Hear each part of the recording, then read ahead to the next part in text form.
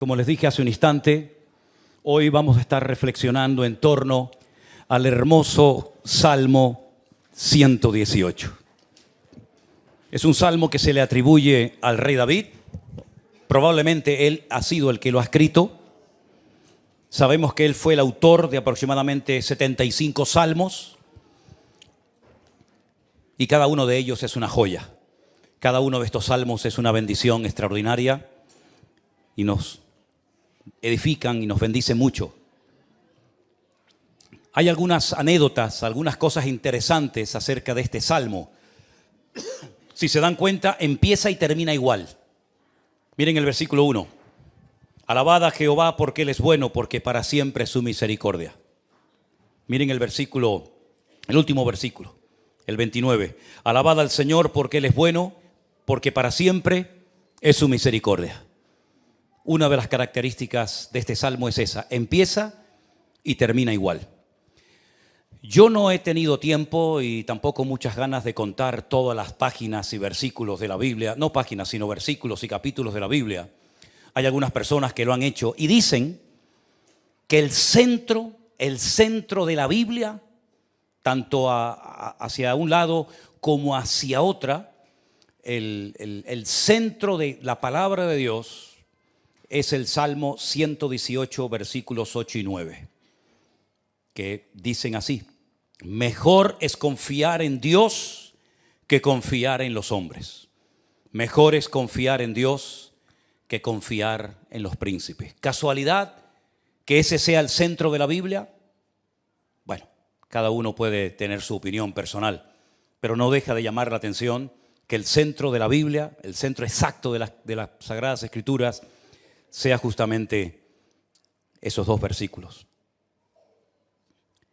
Buscando en internet el Salmo 118, a mí me gusta mucho leer los salmos en hebreo, y estoy aprendiéndome este salmo de memoria, y resulta que cuando uno busca en internet alguna cosa, empiezan a salir un montón de cosas relacionadas con lo que estás buscando, y resulta que aparezco yo en una predicación que di el día 4 de agosto del año 2014.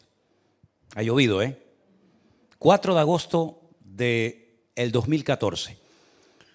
Hablé acerca del Salmo 118, así que puedo volver a hablar, porque hace 10 años que no hablo de él, ¿no? No pasa nada, ¿no? Algunos de ustedes ni siquiera estaban aquí en aquel momento. Y en medio del mensaje digo, hermanos, quiero recordarles que el próximo domingo, se ve que ese culto era un jueves. Quiero recordarles que el próximo domingo vamos a tener la presentación de un niño que me gusta mucho el nombre que sus padres le han puesto. Porque le han puesto un nombre bíblico, le han puesto Isaac, vuestro hijo. En el 2014 presentamos a Isaac al Señor y ya han pasado 10 años. Parece mentira, 10 años desde aquel día que di aquel mensaje. Hay varios temas importantes en el Salmo que el autor quiere destacar. Yo he anotado algunos cuantos. En primer lugar, el poder tan grande que tiene la gratitud al Señor. También tiene mucho poder la queja, el lamento, el lloriqueo innecesario y todo eso. Pero una persona agradecida es una persona victoriosa. Una persona agradecida es una persona que puede vivir en paz y tranquilo y seguro, porque sabe que todo está bajo el control de Dios. La gratitud es algo que se destaca en este salmo, como después vamos a ver. Vemos también que el autor descansa completamente en su Dios, porque sabe que el Señor cuida de él, cuida de su vida, hasta el más mínimo detalle, y aunque esté pasando por momentos difíciles, y él menciona la palabra angustia, pues él le da toda la gloria y la honra a su Dios, porque sabe que su Dios cuida de él. Vemos que el salmista expresa una confianza absoluta en el Señor. Él no tiene la más mínima duda de que Dios es bueno y que la misericordia del Señor es para siempre. Ahora, pensando en estos dos, atributos o características, bondad y misericordia intrínsecas de Dios, vamos a remontarnos a la primera pareja, al primer ser humano que pisó el planeta Tierra, Adán y su esposa Eva. Ellos eran los únicos habitantes de la tierra, no sabemos durante cuánto tiempo, pero allí estaban ellos. en el Gan Edén, en el jardín del Edén, y podían contemplar toda la creación de una manera extraordinaria. Además, en aquel momento de perfección, de armonía, de unidad absoluta con el Señor, donde no había maldad, no había pecado, sino que ellos estaban en una comunión directa con el Señor, viendo el sol, la luna, las estrellas. Ellos podían llegar a la conclusión de que su Creador, su Dios, es un Dios todopoderoso. Amén, hermanos. Porque no había nadie, no podían decir, no, es que esto es producto de la intervención de aquella persona, o de aquella familia, o de aquel sabio. Estaban ellos dos solos y Dios. Así que cuando ellos miraban el sol, la luna, las estrellas, un amanecer, un atardecer, los animales, las flores, el campo, etc., ellos podían decir que los cielos cuentan la gloria de Dios y el firmamento anuncia la obra de sus manos, ¿verdad? Ellos quedaban con la boca abierta al ver qué maravilla de mundo Dios había creado y se lo había dado a ellos para que lo cuidaran y para que lo mantuvieran en orden. Ellos no solamente conocían el poder de Dios, sino que además también conocían la bondad de Dios. Podían decir confiadamente, nuestro Dios es bueno. Además ya lo había dicho Dios en varias ocasiones. Cuando Dios hacía o creaba algo, siempre añadía la coletilla de y vio Dios que era bueno, ¿verdad? Ellos podían saber que Dios era bueno porque Dios les había regalado un planeta entero para ellos, con animales, con comida, con plantas, con todo lo necesario. Podían disfrutar de la vida. Y además, lo más importante de todo, podían tener comunión, podían hablar directamente con su Dios, con su Creador, sin miedo, sin esconderse de Él en ningún momento. Y podríamos enumerar muchas cosas que aquella primera pareja inicial, pudieron ir descubriendo de la naturaleza y del carácter de Dios, menos una cosa. Ellos antes de la caída no sabían en lo que consistía la misericordia de Dios. Porque la misericordia de Dios no es un premio al buen comportamiento. La misericordia de Dios no se aplica por haberte portado bien. No es como cuando un niño hace una cosa buena y le das un regalo, o aprueba y saca buenas notas en el colegio y le das un premio. La misericordia no es un premio al buen comportamiento, sino al mal comportamiento. La misericordia, alguien dijo, no es una definición mía, pero me gusta por su profundidad y por su sencillez, es tratar a alguien mejor de lo que se merece. Y eso fue lo que hizo Dios con Adán y con Eva, y también contigo y conmigo, después de haber pecado. Son expulsados de la presencia de Dios, evidentemente, ya no podían permanecer en aquel lugar. Ya no podían tener esa comunión abierta y directa con su Creador. Ya muchas cosas se perdieron, muchas cosas nunca más volvieron a ser las mismas. Pero ellos experimentaron y conocieron por primera vez en la historia de la humanidad el atributo de la misericordia de Dios. Porque Dios podía haberse desentendido de ellos para siempre. Los expulsa y ahí te quedas.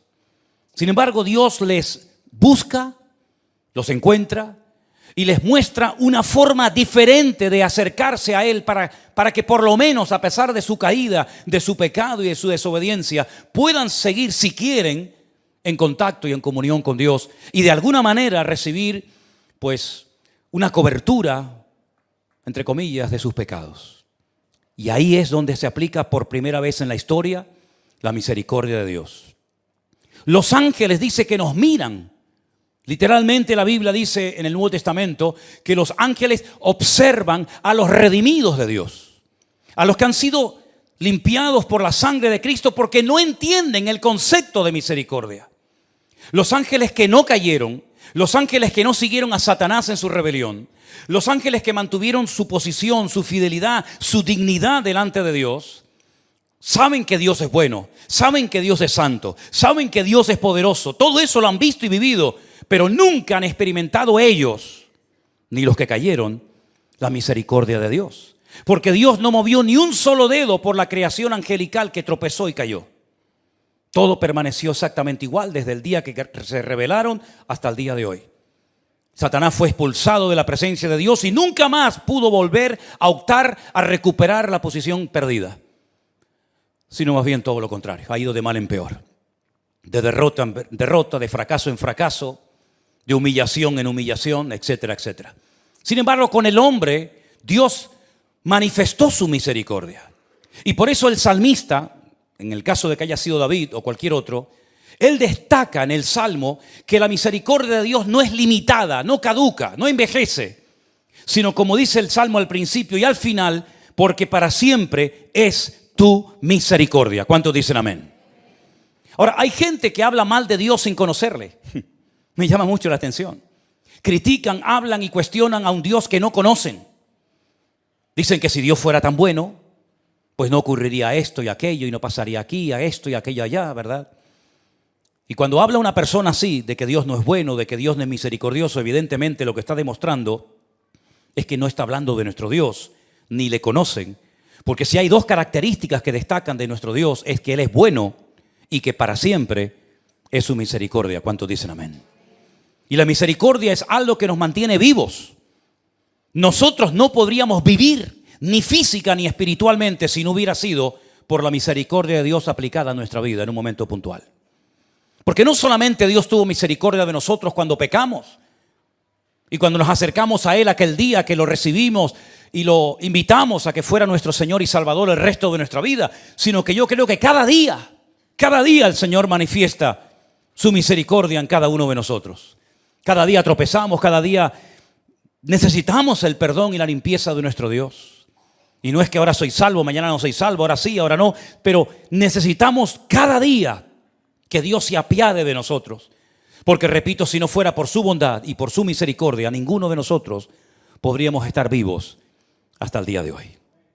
Ahora bien, el Salmo no solamente destaca el poder de Dios, la importancia de ser agradecidos, la bondad de Dios, la misericordia de Dios, sino que hay un momento en el que el autor, supongamos que fuera David, en el versículo 5, menciona algo muy interesante que quisiera pararme en unos momentos y explicarlo. El salmista dice, desde la angustia, no desde mi mejor momento de victoria, de gozo, de alegría, de bendición, no, sino desde la angustia, invoqué al Señor y el Señor me respondió poniéndome en lugar espacioso. Ahora, si alguien conoció lo que es trabajar y vivir bajo presión durante años, ese fue sin lugar a dudas David. La gente que no ha vivido bajo presión no ha crecido ni madurado como deberían de haber crecido. La gente que ha estado bajo presión y que ha pasado por valles de sombra y de muerte y por angustia y pónganle todos los adjetivos que quieran, son las personas que han madurado y han crecido y se han acercado al Señor porque realmente reconocen que dependen del Señor. La gente que ha huido del trato de Dios, la gente que no ha estado bajo la presión, bajo el horno, bajo el fuego del Señor, que no destruye sino más bien purifica, son personas de poco crecimiento y de poca estabilidad espiritual, incluso yo diría que hasta mental también, porque son personas débiles que no saben lo que es buscar a Dios en medio de la angustia y del dolor. Ahora, este salmo es tan importante que entra dentro de lo que se llama el Halel, que es desde el Salmo 113 hasta el 118. Son cánticos, son himnos que se cantaban frecuentemente, sobre todo en los tiempos de la Pascua. Si hoy estuviéramos celebrando la Pascua, tendríamos que haber cantado el Salmo 118. De hecho, dice la Biblia que el Señor Jesucristo dice que después de haber cantado el himno, y se refiere al Salmo 118, porque era un salmo que se cantaba frecuentemente, sobre todo en los días de la Pascua y en otras fiestas también. Pero fue un salmo que se cantó cuando se inauguró el segundo templo de Jerusalén, en los tiempos de Esdras, Nehemías y Zorobabel. Dice que restauraron las murallas de Jerusalén y los levitas y los cantores iban con sus instrumentos musicales dando vueltas alrededor de las murallas de Jerusalén diciendo alabad al Señor porque para siempre es su misericordia. Jodud Adonai Kitov Kile Elan Hasdo. Era algo que se repetía continuamente, porque ellos sabían que Dios había tenido misericordia de ellos. Porque sus antepasados habían sido llevados cautivos a Babilonia por 70 años, nada más y nada menos. Porque muchos de los que fueron nunca volvieron. Porque muchos de los que nacieron allí tampoco quisieron volver a Jerusalén. Pero los que lograron regresar experimentaron una vez más, la misericordia del Señor. Podían haberse, involucrado en la vida de Babilonia y haber desaparecido esas tribus, como las tribus del norte. Parece ser que también se diluyeron con el paso del tiempo y nadie sabe dónde están. Pero Dios se apiadó de ellos, Dios tuvo misericordia y los volvió otra vez a traer a su tierra. Y el Señor cada día tendrá misericordia de nosotros. Y aunque andemos en angustia, si invocamos al Señor, el Señor siempre nos responderá. ¿Cuántos dicen amén? ¿Saben que cuando Jonás estaba en el vientre del pez, desesperado, porque nosotros sabemos que iba a salir, porque lo hemos leído, pero él no sabía si iba a salir? Si tú fueras Jonás y te hubiera tragado aquel enorme pez y llevaras ya 72 horas ahí dentro metido, seguramente dirías, ya de aquí no salgo. En algún momento voy a morir.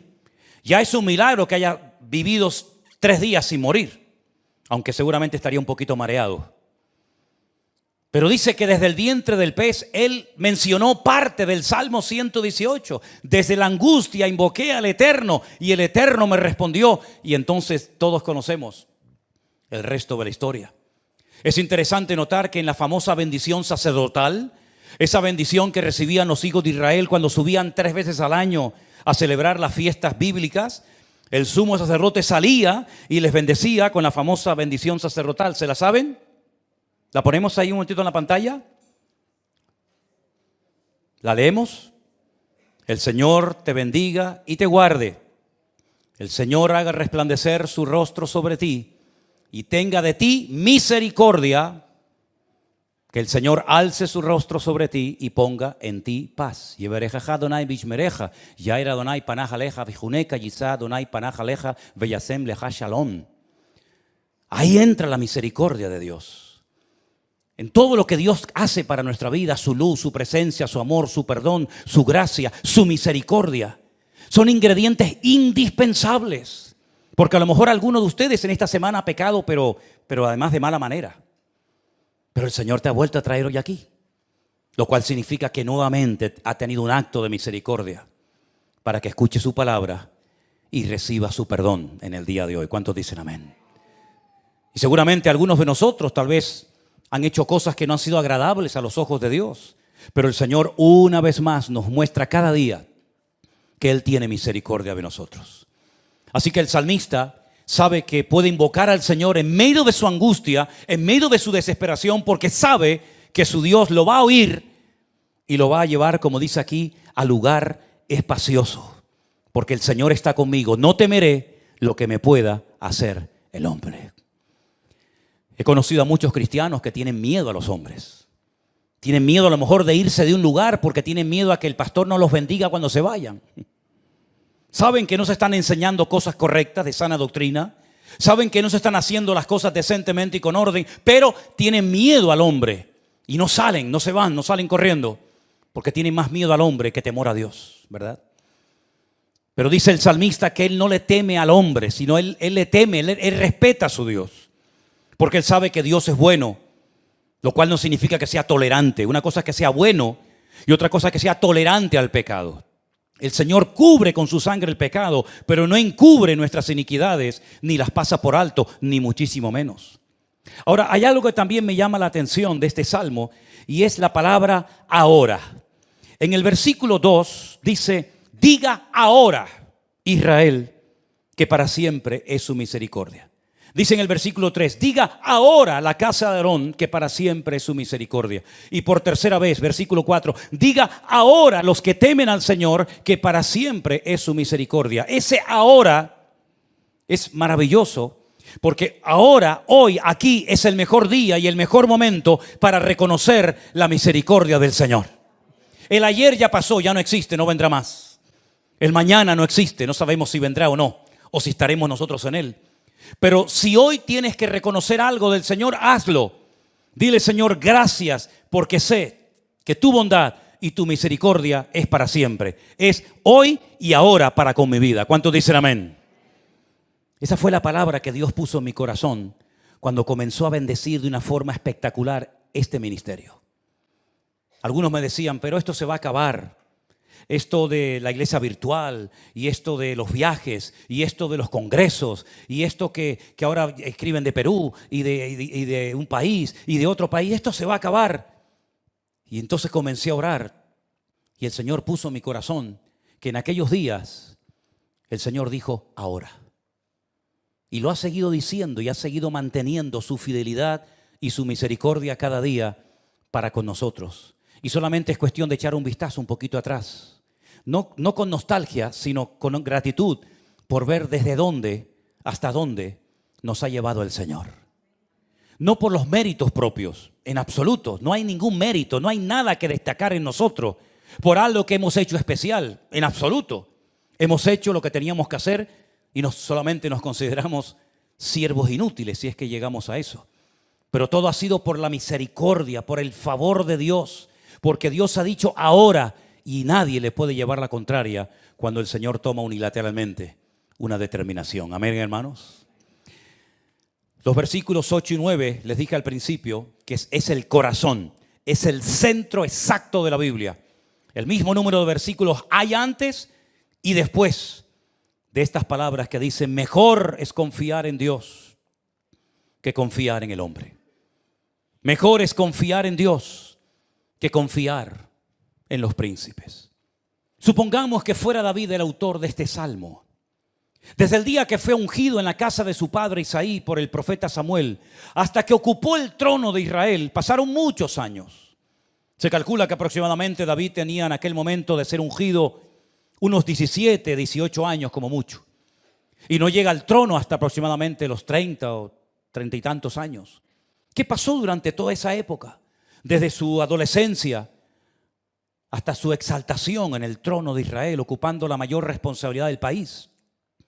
Tuvo que huir, tuvo que esconderse, fue perseguido por Saúl. Era su suegro, él se había casado con una hija del rey, pero no le servía absolutamente de nada. Es más, el día que le pidió la dote para entregarle su hija, le hizo una trampa, le pidió algo para que los filisteos acabaran con su vida, pero sin embargo el Señor tuvo misericordia de él y lo protegió. Cuando va al campo de batalla a llevarle comida y alimento a sus hermanos lo menosprecian, pero Dios tuvo misericordia de él. Cuando tuvo que enfrentarse a leones y a osos como lo hizo para defender las ovejas de su padre, el Señor se apiadó de él y tuvo mucha misericordia. Y es increíble ver cómo Saúl quería matar a David, pero literalmente, hermano, lo quería matar, quería acabar con su vida.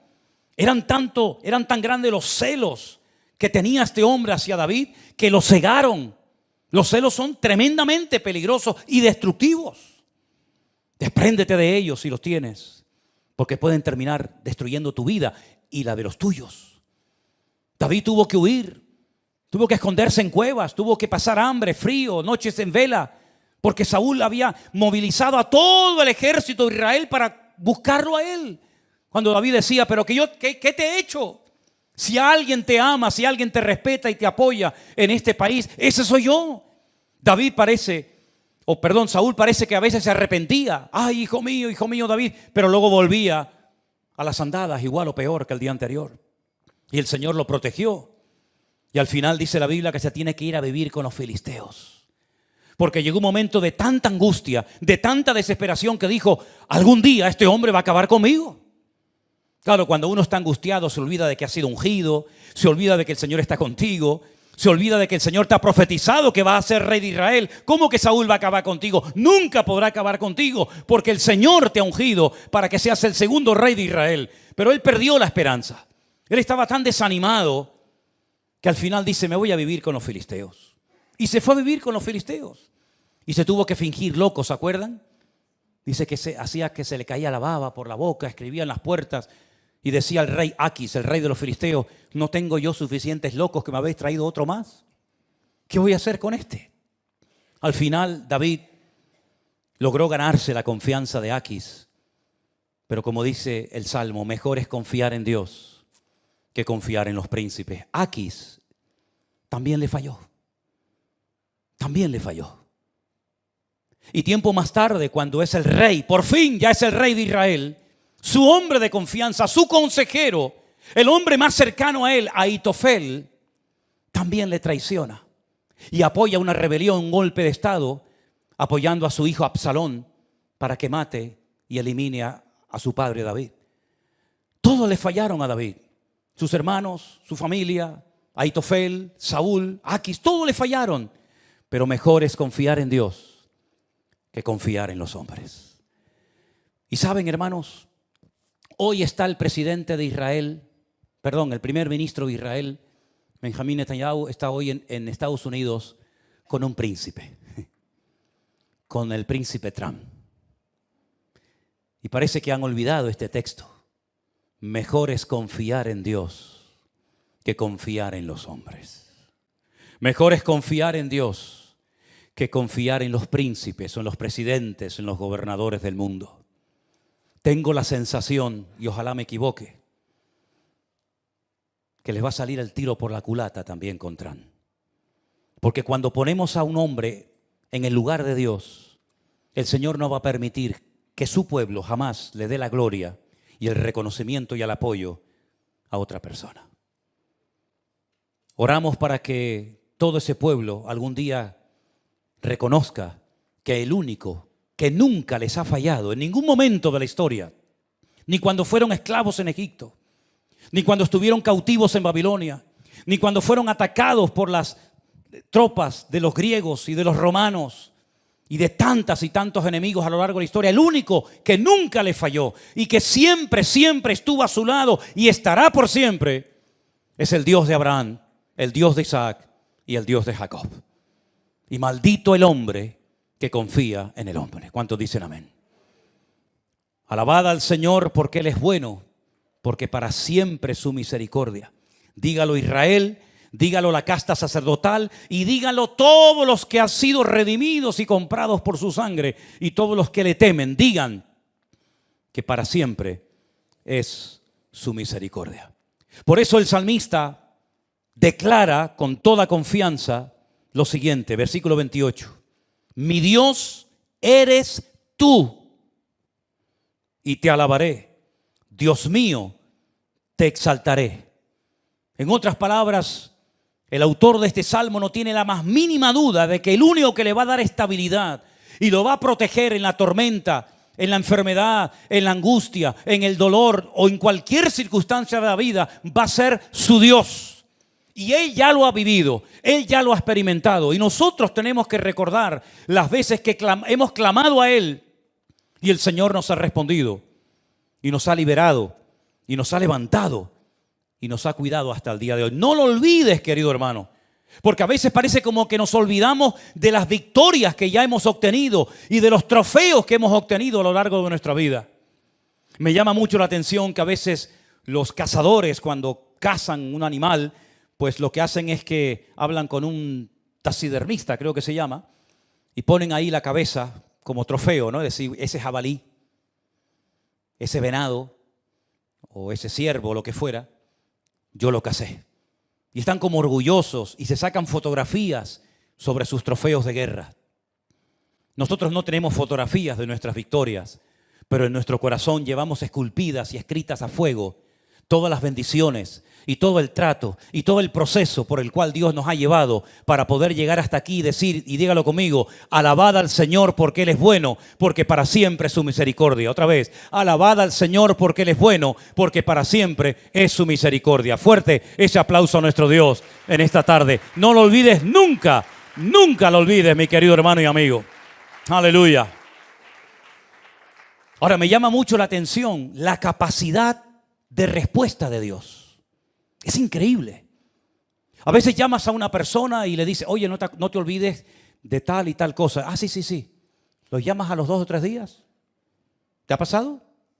Y dices, oye, ¿te acuerdas que te dije el otro día que, ay, mi niño, ay, mi niña, me olvidé?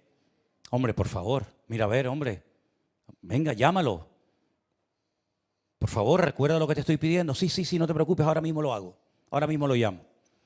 Sea en el médico, sea en la farmacia, sea en el colegio, sea donde sea.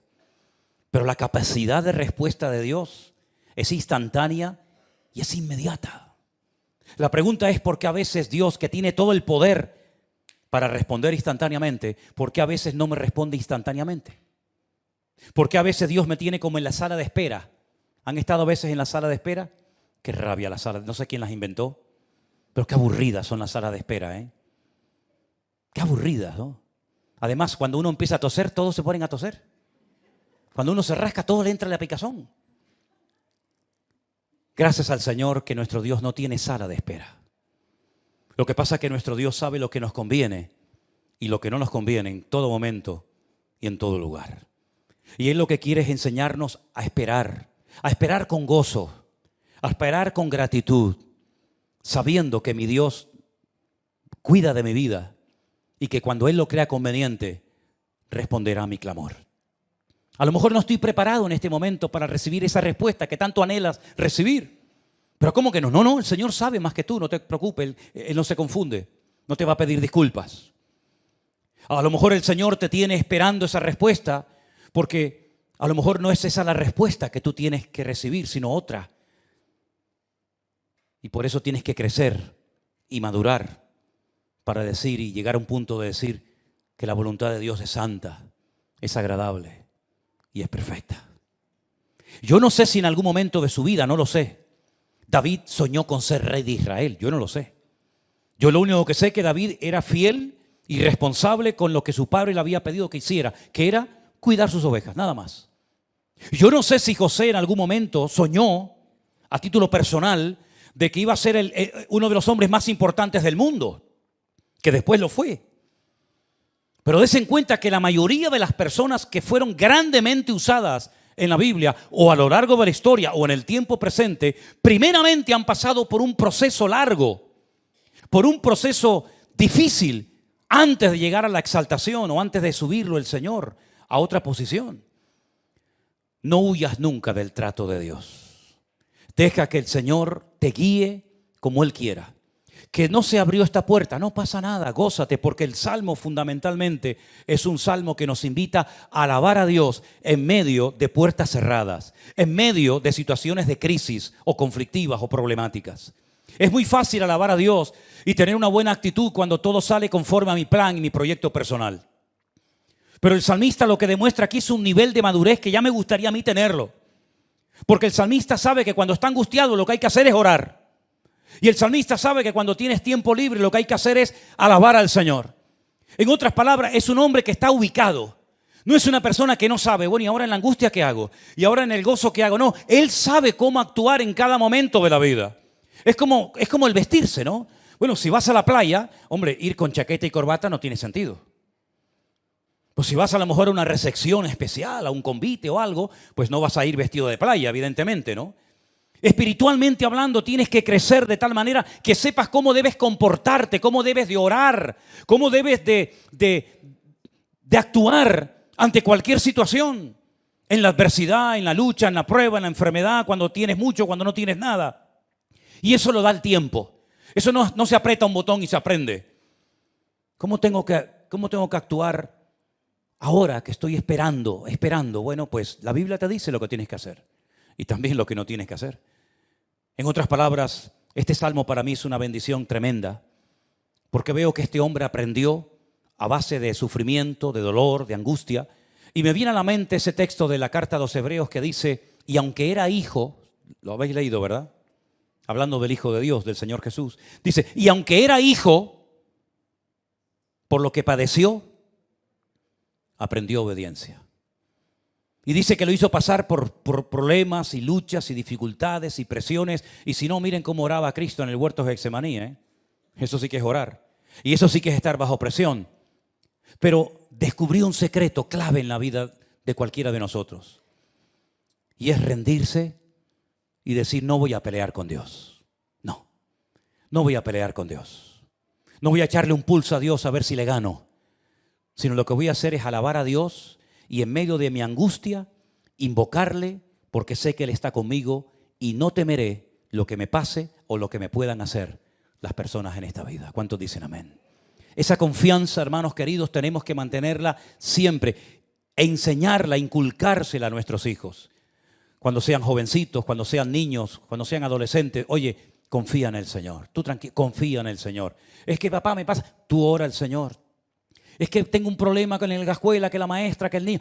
Tú confía en el Señor, ora en el Señor. Y es algo que se tiene que transmitir de padres a hijos, de generación en generación. Nosotros tenemos que transmitirle a los jóvenes de la iglesia, y los jóvenes a los adolescentes, y los adolescentes a los niños, que la confianza en el Señor no es una opción, sino es la única opción que nos queda en este mundo enfermo y loco en el que vivimos. Confiar en Dios es mejor que confiar en los hombres. Confiar en Dios es mejor que confiar en los líderes, en los príncipes o llámese como se quiera. ¿Cuántos dicen amén?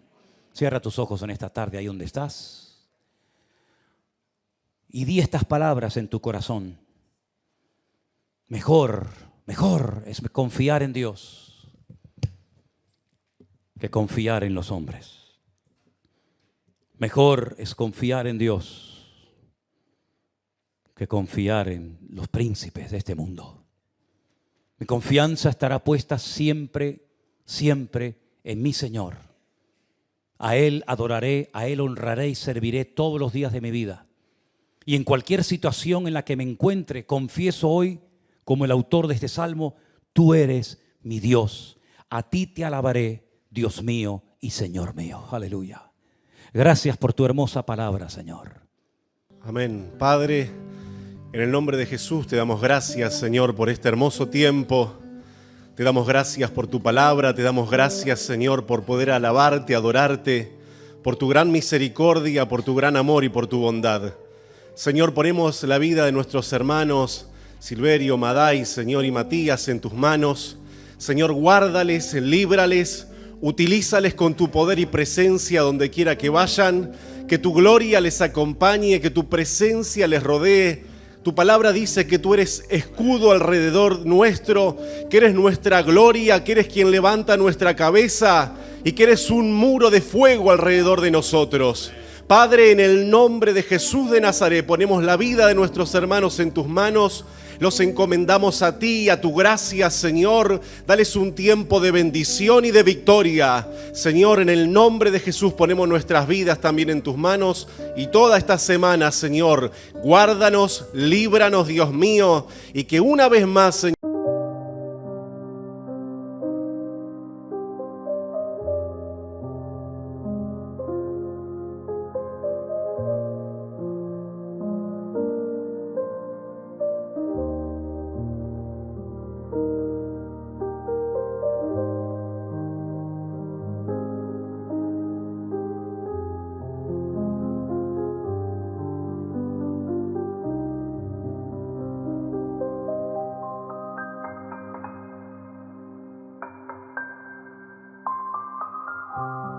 Lo menos sacar de la confusión, aclarar dudas y dejar una postura clara con la Biblia en la mano acerca de este tema y de cualquier otro que surja en el día de hoy. También le doy la bienvenida al pastor Marcos, pastor del Centro Evangélico Vida Nueva en el Puerto de la Cruz, en Tenerife. Bienvenido, Marcos. Tienes tu micrófono cerrado, tienes que abrirlo un momentín si no te importa.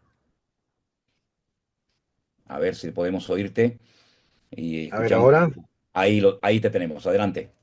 buenas tardes a todos y de verdad que creo que este tiempo, este momento y este espacio es necesario para dejar clara, como estaba diciendo, cuál es nuestra postura. Tenemos a un hermano y amigo desde la ciudad de Tel Aviv, en Israel, nuestro hermano Adolfo. Buenas tardes, Adolfo. Dios te bendiga. Bienvenido. Hola Manuel, buenas tardes. Muchísimas gracias a todos y en especial yo les quiero dar las gracias que muy pocas veces desde el pueblo de Israel se puede tener la opinión con respecto a lo que les llegan las noticias afuera y muchas veces para nosotros es muy frustrante escuchar que las noticias en otros países no se ajustan a la realidad que nosotros vivimos aquí a diario. Yo creo Entonces, que para mí si es alguien tiene autoridad para hablar de lo que está ocurriendo en Israel, sin lugar a dudas, es alguien que lo está viviendo en carne propia el día a día, ¿no? Quiero también dar la bienvenida a Anderson, que se acaba de incorporar ahora. Dios te bendiga, Anderson. Bienvenido. Muchas gracias, gracias a Dios he tenido la oportunidad de poder ingresar pronto. Venía corriendo, pero bueno, he podido estar aquí con ustedes, gracias al Señor. Qué bueno, qué bueno. Hemos invitado también a otros hermanos. Lo que pasa es que de momento no se han podido conectar porque, bueno, o están trabajando o están algunos de viaje, ¿no? Pero bueno, los que estamos aquí queremos en esta tarde, con la ayuda del Señor y con la palabra de Dios en la mano, analizar un poquito lo que está pasando en Israel, porque, por ejemplo, hoy lamentablemente se ha vuelto a producir algo terrible, terrible. En Estados Unidos se ha producido un atentado en contra de un grupo de personas que se estaban manifestando y pidiendo la liberación de los secuestrados, que todavía siguen habiendo muchos secuestrados. Lamentablemente no todos están vivos, otros están muertos. Y de repente alguien ha aparecido por allí y ha comenzado pues no solamente a insultar, sino que incluso se ha atrevido a prenderle fuego y a agredir. y algunas personas quedaron heridas, muy mal heridas, han tenido que ser ingresadas. Y también hace unos días escuchábamos lamentablemente la muerte de un hermano nuestro en la fe, cuyo padre conocemos perfectamente porque ha sido uno de nuestros guías en muchos de los viajes que hemos hecho a Israel. Y todos los días estamos viendo por un lado, por otro, noticias en cuanto a Gaza, noticias en cuanto a Israel. Y a mí me gustaría, por ejemplo, para empezar en esta tarde, Adolfo, en este momento, tú que vives allí en Israel, tú que vives en Tel Aviv y hasta hace muy poquito tiempo estabas ahí metido en el refugio debido a las sirenas que suenan de vez en cuando, ¿cómo se está viviendo en este momento en Israel, ustedes como creyentes y como cualquier ciudadano que viva allí? ¿Cómo se vive el día a día en Israel? Adelante, Adolfo. Esa es la pregunta que a nosotros nos hacen muchas personas. Eh, Les voy a comentar más o menos una pregunta de mi hermano, que es la que tú me haces.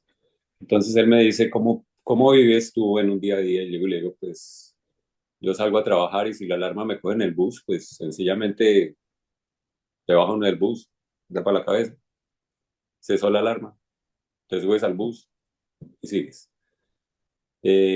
Estando aquí en la casa, es lo mismo, ¿no? Nosotros hasta el perrito lo sacamos. Nosotros tenemos un refugio, vivimos en un edificio de 10 pisos y nuestro refugio está en el primer piso, pero no alcanzamos a llegar, entonces los edificios están construidos de tal forma que nos vamos a la escalera. Para nosotros esa es nuestra vida normal en este momento porque los señores de los Houthis, ellos nos están mandando misiles 2 o 3 veces por semana. Ese es el normal de nuestra vida como israelíes, ¿cierto? Como israelíes. Es decir, eso lo sufre el judío israelí, el cristiano israelí, entonces para nosotros esa es la vida de nosotros. Y nos acomodamos a eso. Mi hermano me dice, eso no es sano. Y luego le digo, no es sano, pero nos acomodamos a eso. Es decir, nosotros no es tanto ya el temor, porque nos hemos acostumbrado, pero esa es la vida de nosotros. Ahora, desde el punto de vista cristiano, es eh, frustrante eh, la guerra porque obviamente a nosotros nos tocó directamente, pero, y pues mis hijas, por ejemplo, estaban en el ejército. Eh, una amiga de nosotros perdió a su hija en en el 7 de octubre.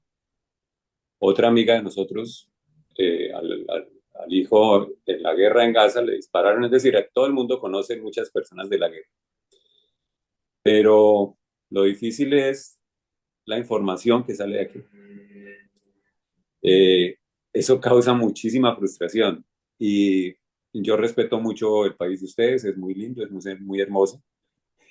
Pero una de las noticias que se distinguen por ser bastante en contra del pueblo de Israel es las noticias que salen de España o que le llegan a España, porque no se ajustan mucho con la realidad, entonces no es no es muy bonito y les voy a decir por qué. Porque yo tengo amigos en otras partes del mundo, pues gracias a Vida Nueva, muchos de ellos, en España, en Londres, conocemos gente en Miami, en otras partes. Y entonces ellos nos dicen que oran, pero como las noticias que les llegan es que el pueblo de Israel es genocida y que entonces la forma como se ora también puede no ser la más cierta. Entonces, en algunas palabras es frustrante pues, la forma, cómo sale la información y cómo se Ahora, dice. Adolfo, una cosita. Hay alguna gente que dice que en cierto sentido, a lo mejor es muy fuerte lo que te voy a decir, pero hay personas que dicen que en cierto sentido, como que todo esto se lo ha buscado Israel, porque digamos que los palestinos, los mal llamados palestinos, y ahora explicaremos quiénes son y quiénes no son los palestinos, han estado sufriendo y han dicho basta.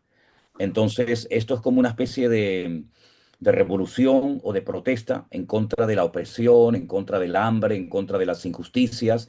Y entonces, ya digo, hay personas como que dicen, bueno, esto se lo ha estado buscando Israel y estas son las consecuencias de esos años de opresión, de injusticia, etcétera, etcétera. ¿Qué nos puedes decir en cuanto a esto? Es falso, absolutamente. Te voy a decir por qué es falso. Israel es un país que está en constante construcción.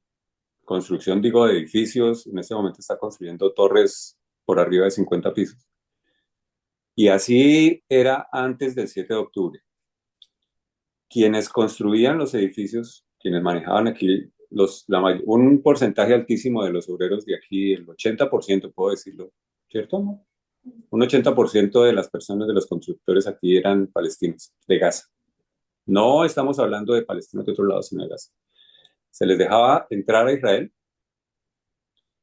Obviamente la frontera estaba muy cuidada porque salen muchos terroristas. Eso tampoco se escucha mucho.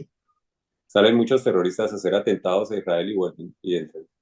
Pero en esa época entraban muchísimos, muchísimos, 25.000 en un fin de semana.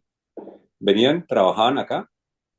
Eh, Obviamente los sueldos comparativos de Israel y de Gaza es como tú ganar en pesos o en dólares, pesos colombianos. Aquí se ganaría, pues se ganaba mucho más y ellos se devolvían. De hecho, cuando el 7 de octubre muchos palestinos quedaron encerrados aquí porque cerraron las fronteras. Muchos palestinos estaban aquí. Entonces, tú no puedes hablar de opresión de un pueblo que venía a trabajar todas las semanas aquí, es decir, ¿cómo lo vas a estar oprimiendo? Eso es la primera. La segunda, muchos árabes palestinos viven todavía aquí en Israel y hay un área que ellos manejan muchísimo y es el área de la construcción donde, por ejemplo, son dueños de camiones de 2 millones de cheques y tienen cantidades de camiones. Ellos viven aquí muy bien. Lo conocemos nosotros, los McDonald's aquí en Israel. Yo creo que en un porcentaje del 90% está manejado y sobre todo por mujeres árabes, con la vestimenta árabe. Entonces, cuando tú hablas, cuando nosotros nos dicen lo que pasa es que ellos estaban bajo presión, ningún israelí te va a aceptar eso. Ninguno, porque sabemos que es falso. Es decir, no sabemos ni siquiera de dónde salió esa información. Nosotros vivimos aquí y ellos se subían en el bus con nosotros sin ningún problema. A veces tenían problemas con lo de los atentados, pues obviamente no se subía todo el mundo lo mejor, pero es absolutamente falso. De hecho, el Digamos agua, que ellos estaban totalmente integrados en la cultura, en sus trabajos, iban y venían hasta antes del 7 de octubre con toda normalidad y de hecho hay, no sé exactamente la cifra, pero más de 1 millón y pico, tal vez 2 millones de árabes que viven incluso en Jerusalén y en muchas partes del país sí, y claro, tienen trabajos y tienen sus partidos políticos y participan de la vida como cualquier ciudadano israelí. sí, de hecho, yo creo que ustedes en la noticia los vieron, los kibbutzim que estaban abajo, los kibbutz que estaban Sí. abajo cerca de la frontera. Eh, los kibbutz son entidades básicamente agrícolas y un porcentaje muy alto de los empleados que ellos tenían eran de Gaza, Mm. exactamente de Gaza. O sea Esos que empleados fueron los que entraron el 7 de octubre y mataron muchas personas. digamos que Entonces, mordieron la mano del que les daba de comer. sí, entonces cuando una persona dice que era la opresión, les dice, no es nada cierto, no es para nada cierto. Ahora, queremos dejar bien claro en este programa, los que estamos aquí interviniendo, que nosotros estamos totalmente en contra de cualquier guerra. Es decir, no nos gozamos en el sufrimiento ajeno. Me da igual el pueblo que sea, si son judíos, palestinos, rusos, ucranianos, españoles, latinos. Es decir, estamos totalmente en contra de todo esto porque no es la voluntad de Dios que hayan guerras, no es la voluntad de Dios que haya sufrimiento, no es la voluntad de Dios que nos matemos los unos a los otros. El Señor Jesucristo vino para darnos vida y vida en abundancia. Y en la palabra de Dios encontramos los mandamientos y los preceptos y el estilo de vida que si lo lleváramos a cabo, la vida sería un auténtico paraíso. Pero cuando le damos las espaldas a Dios, lamentablemente, a veces las guerras son inevitables. Ahora, me gustaría, por ejemplo, preguntarle Vamos a tener tiempo para hablar todos, por supuesto, y para intervenir y para interrumpirnos, pero quiero, por ejemplo, preguntarle a Jerónimo, se habla mucho de los palestinos. ¿Realmente en algún momento de la historia existió un Estado palestino? ¿Se puede decir que Israel le robó a los palestinos tierra? ¿O hay una lectura espiritual que a veces se omite y lamentablemente al omitir esa lectura espiritual no podemos entender realmente este conflicto, que no es simplemente un conflicto natural, sino más bien también hay un trasfondo espiritual? ¿Qué nos puedes decir, Jerónimo? Bueno, pastor, bien lo dijiste ayer en el culto, en la prédica, que sería bueno que los que no la vieran, los que no pudieron verla en el momento, la pudieran ver en el canal de YouTube, porque la Biblia deja bien en claro el territorio de Israel, como leíste ayer en el libro de Josué, desde dónde hasta dónde. Y yo pienso que más bien es un conflicto espiritual lo que se vive y lo que he escuchado por ahí también en distintos medios de información, que en sí el fin no es tanto conquistar la tierra de Israel, sino exterminar al pueblo de Israel. Y eso no es algo nuevo. Lo vemos en la Biblia varias veces, el deseo porque el pueblo de Israel quede exterminado. Después, en los anales de la historia, con Adolfo Hitler y el nazismo, que dicho sea de paso, muchos pastores evangélicos lo apoyaron también. Sí. Uno se salvó, que fue Bonhoeffer, no sé si han sentido hablar de él, pero más bien es un conflicto espiritual donde el fin es exterminar a Israel. Eso se sabe y la Biblia deja bien en claro todo este asunto.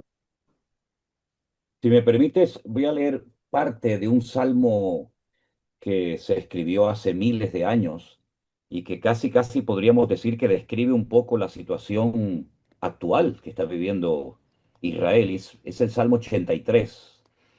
Y dice así: oh Señor, no guardes silencio, no calles, oh Dios, ni estés quieto, porque aquí que rugen tus enemigos y los que te aborrecen alzan la cabeza y contra tu pueblo han consultado astuta y secretamente y han entrado en consejo contra tus protegidos y han dicho: venid y destruyámoslos para que no sean nación y no haya más memoria del nombre de Israel, porque se confabulan de corazón a una y contra ti han hecho alianza. Y ahí se mencionan una serie de naciones, por ejemplo, los edomitas, los ismaelitas, los de Moab, los agarenos, Amón, Amalek, los filisteos, los habitantes de Tiro, los de Siria. Y el objetivo es destruir a todo habitante, a todo judío, a todo israelita, y de ahí viene el famoso grito de guerra desde el río hasta el mar: Palestina libre.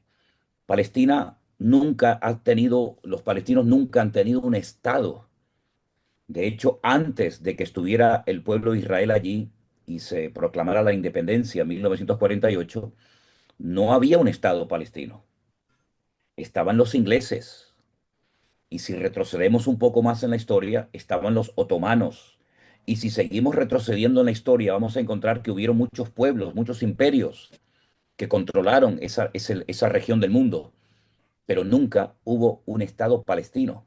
Y por otra parte, tenemos que decir que aunque se empeñen muchos políticos, incluido el presidente de España, en fomentar, en alentar para que se cree un Estado palestino, ese no es el deseo, por ejemplo, de Hamas, este grupo que sabemos que es un grupo de, no puedo decir tal vez la palabra, ¿no? Pero de terrucos, como han dicho algunos, y sustituyen la palabra, ¿no? Para que después no nos censuren el vídeo y lo borren, ¿verdad? Ellos no quieren un Estado palestino, ellos no quieren la mitad de un país para ellos y la otra mitad para los judíos, no, no, ellos quieren desde el río hasta el mar, es decir, de un lado a otro, que no haya ningún judío dentro. Entonces, cuando hablamos de genocidio, ¿quién está fomentando el genocidio? Si es desde el río hasta el mar, estamos hablando desde el río Jordán, para los que no lo sepan, hasta el mar Mediterráneo, es decir, que no haya existencia de judíos ni del pueblo de Israel. Entonces, ellos no quieren un trocito de tierra, que ya lo tienen y ya lo podían tener aún en más cantidad. Ellos quieren todo el país y que no haya ni un solo judío dentro de ese territorio. Me alegro mucho de darle la bienvenida a Eduardo, pastor en Israel, en la ciudad de Beersheba, donde vivía el patriarca Abraham. Y me alegro mucho de que estés porque exactamente igual que Adolfo, que nos está hablando desde Tel Aviv, no sé si estás en Israel o te cojo en algún aeropuerto por ahí volando por el mundo, pero es así, Eduardo, lo que estoy diciendo, que los palestinos no quieren a los judíos y que quieren apropiarse de todo el territorio. ¿Qué nos puede decir en cuanto a esto? Y bienvenido. Gracias, gracias. Saludos a todos y cada uno de ustedes. No sé si se logra escuchar. Estoy exactamente ahora en el aeropuerto aquí en Nueva York, esperando mi vuelo para Tel Aviv. Estuve aquí justamente compartiendo con algunos pastores este tema tan delicado que estamos atravesando hoy en el territorio de Israel, que genera mucho confusión, incluso dentro de la iglesia evangélica, ¿no? Hay una postura como muy diplomática, lamentablemente como que Y tomar todo también con una pinzas, postura muy hipócrita también, ¿eh? como tomar todo muy con pinzas y de alguna manera no entender el contexto bíblico, que está todo relacionado con el tema de Israel. Cuando recién, alcanzo recién a conectarme y solo Se- escuché la pueblo judío, ¿esa era la pregunta? sí, Um, los bueno, palestinos lo que desean es todo el territorio para ellos, sin judíos en territorio de Israel, sino que sea todo Palestina y que Jerusalén sea su capital. Es lo que bueno, siempre han anhelado. desde el punto de vista histórico, interesante, quizás hacer una especie de aclaración, no sé si ustedes lo hablaron antes, pero que el término palestino es un término que no exactamente es histórico para el pueblo árabe o para la gente que practica el Islam. El término palestino nace por primera vez en la historia cuando los romanos allí conquistan el territorio de Jerusalén hace como 2000 años atrás, le cambian el nombre a Israel y le ponen por nombre Palestina, pero quien le pone el nombre son romanos, no árabes. Por el año 1973 aparece alguien llamado Yasser Arafat, y aquel es quien dice, hay algo que puedo llegar a generar una especie de confusión. En aquel entonces no había internet, no existía todo el tema de la globalización, la conexión, y él dijo que Palestina era igual a Filistea. Ujú. Entonces de ahí comienza toda esta confusión, Filistea igual Palestina, pero que no tiene absolutamente nada que ver Palestina con Filistea. Filistea, así como Canaán, así como eran uno de los pueblos antiguos, aquellos que Dios le dijo, vaya, conquiste, porque la tierra de estos, donde está el Eteo, el Jebuseo, el Filisteo, todos estos, es la tierra que yo te voy a dar al pueblo de Israel. Entonces, lamentablemente, el Islam y todo aquel movimiento que vino 600 años más tarde de aquella revolución y de aquel nacimiento de Jesús concretamente, generó toda esta confusión en cuanto al tema de Palestina, en cuanto al tema de quién le pertenece el territorio, en cuanto a quién es todo esto. Y claro, hay mucho celo, ¿no? Y es un tema que es una historia bíblica que nos lleva desde la época de Abraham, Isaac y Jacob, en donde el Islam cambia la historia y dice el primogénito no es Isaac, sino que el primogénito es Ismael. Y en eso es donde se basa el conflicto eterno. Entonces, si tenemos que decir Palestina, Palestina concretamente número uno no existe como nación. Ese es el gran conflicto que tenemos, que ellos quieren que se reconozca a nivel global, pero no es una nación. Es un grupo de personas que se identifican con digamos, un llamado o algo, un grupo político, llamémosle, que nos identificamos con esto. Y entonces en esto es como que odiamos al pueblo judío porque ellos interpretan y entienden que el pueblo judío les arrebató de su territorio, lo cual históricamente es en absoluto erróneo, ¿no? Ni históricamente ni bíblicamente podemos demostrar, podemos utilizar textos para decir que Israel le ha robado a los palestinos su territorio. Es decir, Israel no ha robado. Esto ha sido, y claro, aquí ya yo entiendo que no todo el mundo a lo mejor tiene esta percepción, pero Dios en su soberanía, y tiene todo el derecho de hacerlo porque para eso es Dios, decidió repartir la tierra a las naciones de antaño.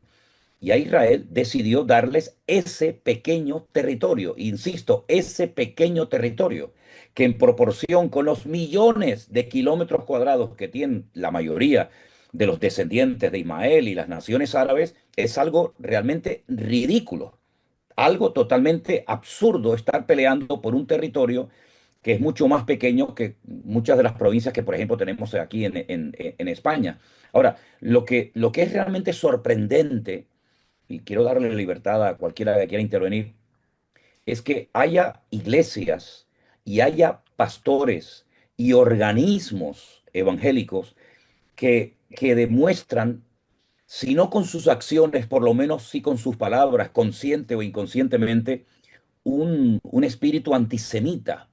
Es decir, como que aquí hay buenos y malos y hay que posicionarse en un lado o en otro lado. ¿Cómo es posible que haya pastores, que haya organismos evangélicos creyentes que sean totalmente antijudíos? ¿Cómo es posible que haya ese espíritu de rechazo cuando el creyente tiene que caracterizarse por amar a todo el mundo, ¿no? Y no decir, bueno, amo a estos y odio a los otros.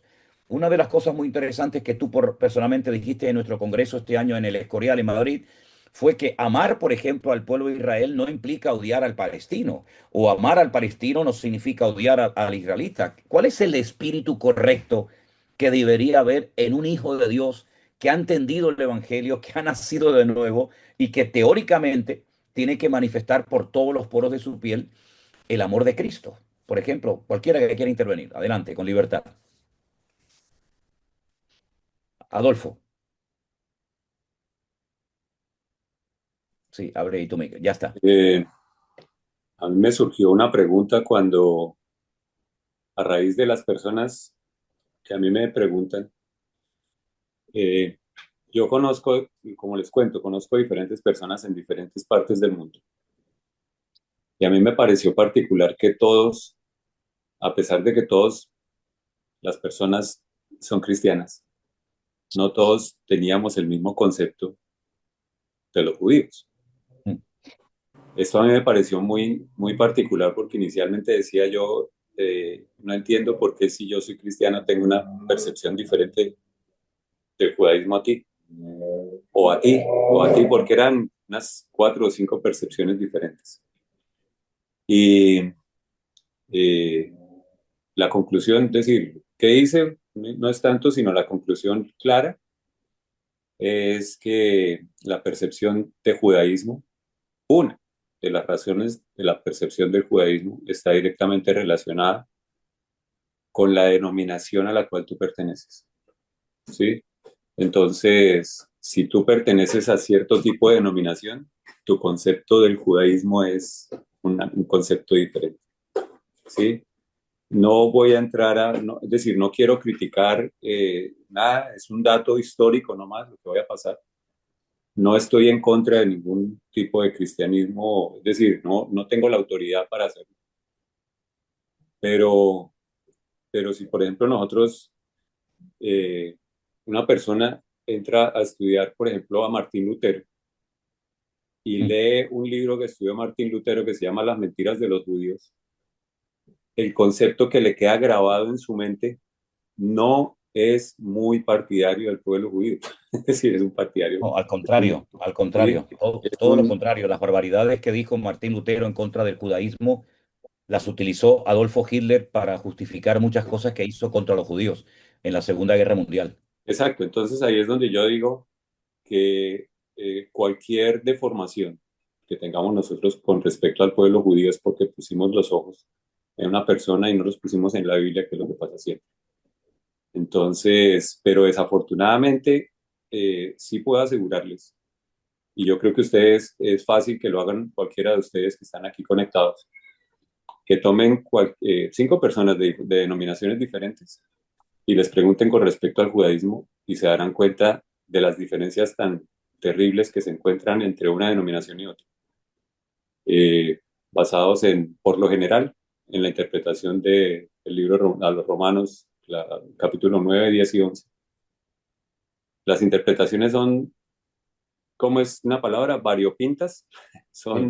Son tan diferentes de una denominación a otra que a mí me sorprende. Es decir, digo, es como si fuéramos religiones diferentes. Y ojo la palabra que estoy utilizando, religiones y diferentes.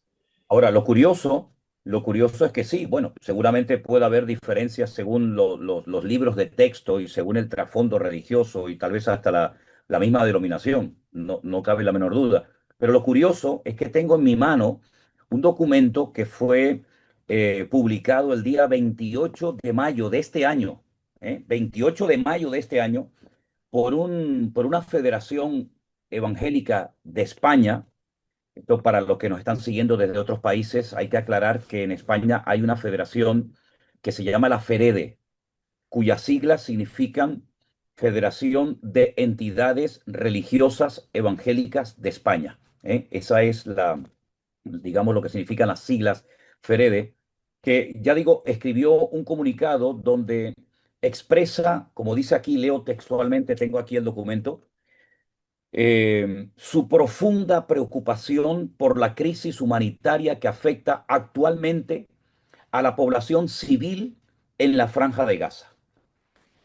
Y sigo leyendo textualmente. El sufrimiento de miles de personas, en su mayoría mujeres, niños, ancianos, familias, nos conmueve profundamente como cristianos y como ciudadanos comprometidos con la justicia, la paz y la dignidad humana.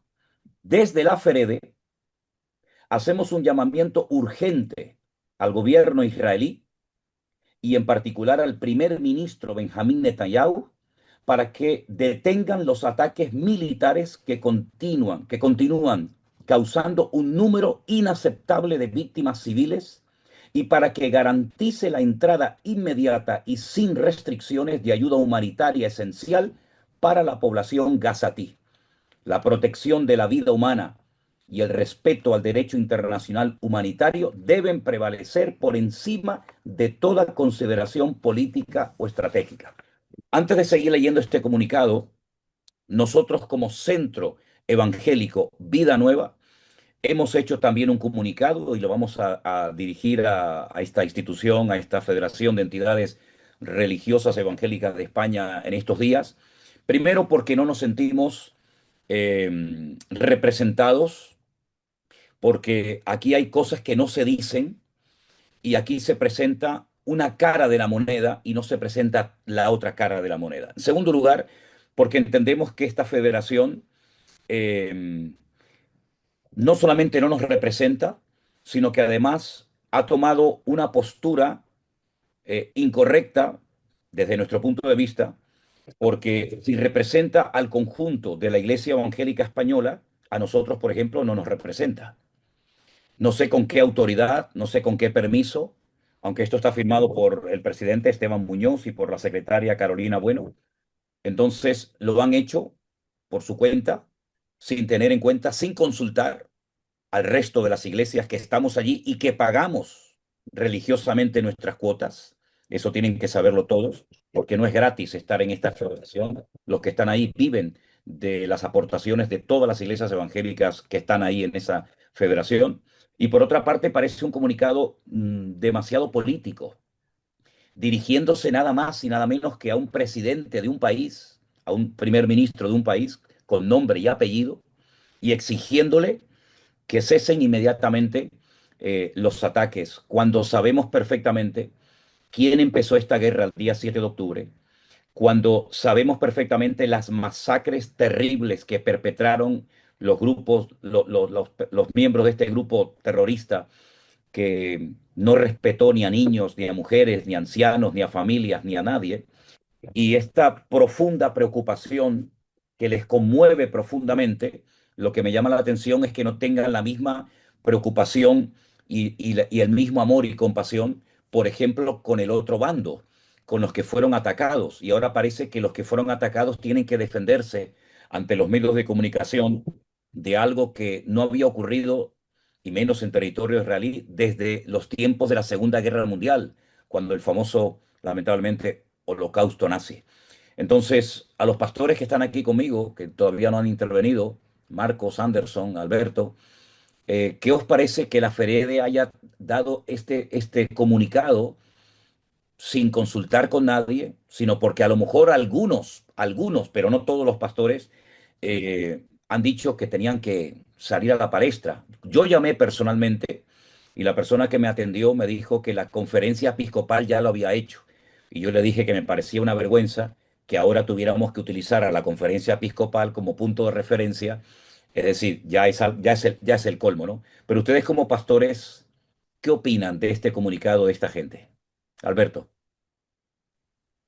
Bueno, antes estabas preguntando que por qué quizá hay pastores, o no, no, bueno, creo que era Adolfo o el pastor Eduardo, no lo sé, por qué hay pastores que quizá rechazan al pueblo judío, tienen este pensamiento. Yo quiero creer que es por ignorancia, evidentemente, porque su alimentación en cuanto a toda esta información viene de las noticias. Aquí sabemos cómo son las noticias, pongas la cadena que pongas, así pongas la pública, pongas la privada, es el mismo mensaje que se van a encontrar en todas partes. Pienso yo que tiene que ser por ignorancia. Pero ya en cuanto a la Ferede, yo creo que aquí, esa es mi opinión personal, creo que se ha equivocado porque está hablando el nombre de todos. Como tú bien dices, oye, si por lo menos hubiese hecho una encuesta, hubiese llamado a 100 iglesias para valorar la opinión. Luego tú como director, como secretaria, tú puedes tener, por supuesto, tu opinión personal y expresarla como todos podemos expresarla. Pero si estás hablando en nombre de las iglesias evangélicas, estás hablando en nombre de los creyentes, estás hablando en nombre de los pastores, a mí como pastor nadie me ha llamado. Y a ti como presidente del Centro Evangélico Villanueva creo que tampoco te ha llamado. Entonces, Tampoco. creo que se han equivocado no por lo que han dicho, porque en mi opinión personal se han equivocado, pero se están equivocando también en En hablar las formas. en las formas y en hablar en nombre de todos, firmando no con nombres y apellidos, sino como institución, Ferede, porque supuestamente la Ferede nos representa a todos. Y creo que no tienen ese derecho de hablar en nombre de todos cuando no todos hemos podido aportar nuestra opinión. Yo le mandé este documento al pastor Eduardo, que claro, como pastor en Israel, ¿tu reacción cuál fue cuando viste que la Federación de Entidades Religiosas de España, la FREDE, ha dicho esto y tú como judío y como pastor en Israel, qué sentiste cuando tú leíste esto? Se encendió la luz en rojo. Eh, La verdad que me dio muchísima tristeza, muchísima pena de ver eso y obviamente yo permanentemente estoy tratando de ayudar a muchos pastores y líderes en diferentes partes del mundo viajando. Justamente esto es parte de que estoy volviendo a mi casa ahora, es porque estuve aquí compartiendo con muchísimos pastores y líderes tratando de entender el conflicto de Israel y explicar que el tema de Israel al día de hoy no es político, sino que es bíblico, es espiritual todo lo que está aconteciendo y que todo lo que está aconteciendo justamente es como una especie de GPS que nos está llevando a un tiempo determinante en el retorno del Mesías. Muchos líderes, yo en un momento y durante mucho tiempo yo pensé que la causa de Israel, es decir, el nacimiento de Israel en el año 1948, pensé durante mucho tiempo que era por revelación, que solamente algunos podrían ser revelados. Pero con el correr de los años me doy cuenta que no es por revelación, sino que es simplemente por no leer las escrituras. Porque simplemente está ahí escrito. El nacimiento de Israel del 1948 marca un inicio de reloj profético de Dios para las naciones. Y creo que todo este producto que hay, como esta organización que habla en contra de Israel, condenando una causa, sin utilizar versos bíblicos, sin entender toda la estructura bíblica que hay por detrás y lamentablemente confundiendo o mezclando el tema. Yo cuando veo la carta veo que está mezclando Ucrania-Rusia con Israel y Hamas. Y eso para mí fue como que lamentablemente esto genera una confusión. Y obviamente nadie está de acuerdo en la pérdida de vidas humanas. Pero comparar dos guerras que están sucediendo hoy en el escenario a nivel global no tiene absolutamente nada que ver el punto en comparación, la raíz que cada una haya generado. Una tiene una raíz espiritual y la otra tiene otro raíz que es netamente político. Ahora, si tú me dices, enfrentemos el caso Ucrania y Rusia, estoy de acuerdo, pero enfrentemos el caso Israel y Hamas y atacar a Israel sin decir el contexto espiritual que hay por detrás, eso genera la confusión de muchísimos hermanos. Y la Biblia es bien clara que dice que en los próximos tiempos habrán muchos y confundirán a miles. Lamentablemente, sí, es una tristeza pero simplemente creo que es la gran confusión que estamos viviendo en este último tiempo y donde hay tantas voces que la gente no sabe para dónde correr y hay pocas voces, que son las pocas voces que se están levantando en favor y que aún siguen perteneciendo y que son las más atacadas, las que finalmente van a ser como, de alguna manera, intento de afición y tratar de silenciarnos a aquellos que estamos intentando levantar la voz en favor del Dios de Israel y de la verdad bíblica, ¿no? Pero claro, todo aquello genera muchísima confusión y genera muchísimo conflicto. Yo les respondí y les pedí que por favor traten de quitar todo ese tipo de carta pública que hicieron en redes y todo lo demás, porque dije, para mí es un peligro, porque hay gente que quizás no entiende las escrituras por completo y al ver esta confusión, porque los medios de comunicación son unos expertos en mostrar tanta confusión, que también salga dentro de la comunidad evangélica, entonces es como que le están dando producto y crédito a el enemigo y al terrorismo y a todo lo demás, silenciando a la causa del por qué el Dios de Israel está luchando casi solitariamente en favor del pueblo de Israel. Y por otro lado, una de las cosas que yo les comentaba, que si quieren hacer esa carta, están en total libertad de hacerla, pero que tiene que ser dirigida directamente o a la embajada o al consulado, no ponerla pública y hablar en nombre de. Porque, porque a mí no me gustaría que hablen en nombre de mí si no me llaman por teléfono y no me preguntan. Entonces, si estás de acuerdo, bien, ok. Entonces ponenme los nombres debajo de quiénes son la iglesia XY, la iglesia XY, la iglesia igual, la iglesia igual. Todos estos 800 ministerios están de acuerdo con esta postura, pero no toda la comunidad de iglesias evangélicas de España estamos de acuerdo con esto, porque genera una gran confusión y que lamentablemente el Estado de Israel, cuando puede llegar a ver esas cartas, en la embajada o el Ministerio del Interior puede ver ese tipo de comunicados, puede ejecutar una orden que tristemente puede afectar a muchos creyentes. Miren lo que sucedió con Colombia, lamentablemente, hace unos días atrás. Entonces, España está en la mira. Yo de hecho estuve en el Congreso y dije, España está como en una luz roja en el Estado de Israel, que es uno de los países que dejó de ser amigo, lamentablemente, nuestro, y triste cuando la comunidad evangélica también se suma en aquello. Pero yo agradezco al Señor por hermanos como ustedes que están ahí permaneciendo, siendo firmes y tratando de ahí de seguir mostrando la realidad bíblica. El resto del comunicado dice, reiteramos asimismo la necesidad de que se imponga un alto al fuego real y duradero que permita no solo el cese de las hostilidades, sino también la reanudación de negociaciones serias que conduzcan a una paz justa y sostenible tanto para israelíes como para palestinos, basada en el respeto mutuo, la justicia y los derechos humanos. Después, así de paso, mencionan un poquito lo de Ucrania, pero no se atreven a mencionar el nombre de Putin. No sé si por miedo o por presión del gobierno, porque Alberto decía algo que bueno, sí, puede ser así, pero yo voy aún más allá. Yo no creo que haya cosas que se hagan por ignorancia, honestamente. Yo ya soy muy mayor, tengo muchos años en esto y yo ya he perdido, por suerte o por desgracia, mucha de la ingenuidad que me caracterizó durante años, incluso en el ministerio. Yo no creo que muchas de las cosas que se dicen y se hacen hoy en día desde púlpitos, sea comunicado de la FEREDE o sea cualquier otra cosa, se hagan por ignorancia. Yo creo que se hacen sabiendo lo que se está haciendo. Yo estoy Posiblemente haya un plenamente convencido, interés, perdón. posiblemente haya un interés consensuado, es decir, que hay Es algo que que... aquí hay que hablar claro, aquí hay que hablar claro, sin tapujos.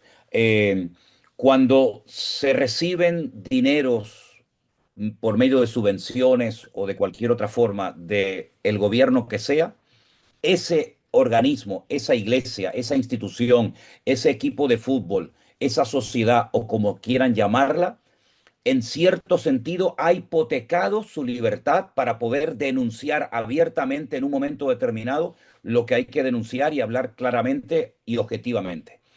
¿Cuál es el problema? Que a veces, cuando escuchamos al gobierno que tenemos en este momento, y hemos escuchado hace unos días unas declaraciones del presidente de este país, son prácticamente iguales que las que escribe la FERED en este comunicado. Entonces, de ignorancia, honestamente, nada. Aquí no hay ni ignorancia. De hecho, yo cuando llamé con la persona que me atendió, una de las cosas que me dijo, y yo le dije que yo no estaba diciendo eso, es, ¿tú qué te crees? ¿Que Israel es el brazo ejecutor de la ira divina?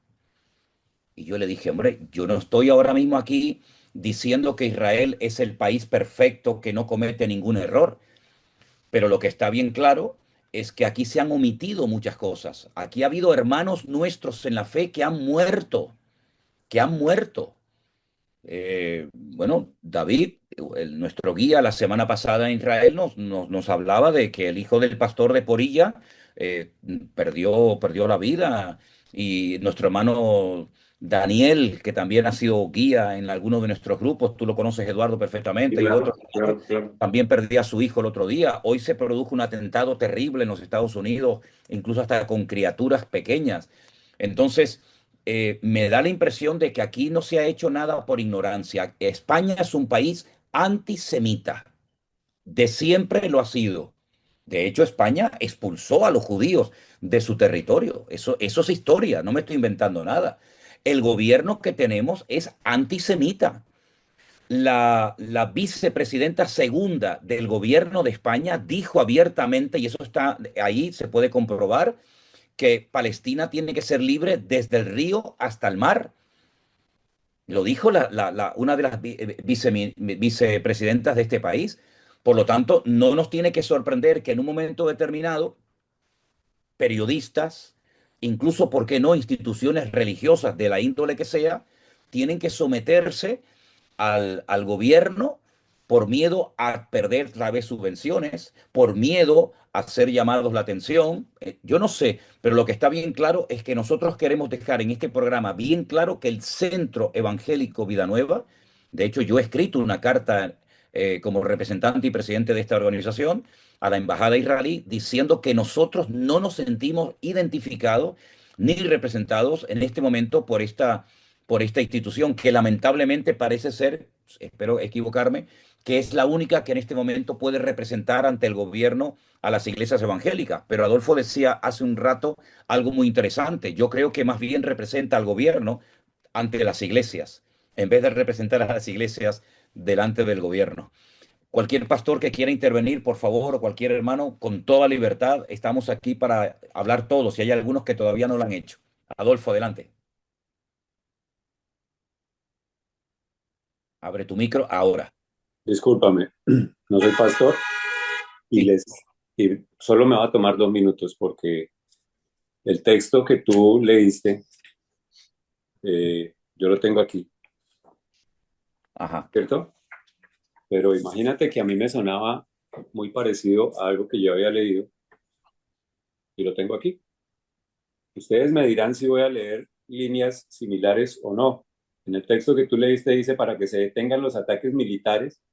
Desde FRD hacemos un llamamiento urgente al gobierno para que se detengan los ataques militares y voy a leerles la propuesta de Hamas, no la propuesta de Israel, sino la propuesta de Hamas, del grupo terrorista que tiene secuestrados a israelíes en Gaza.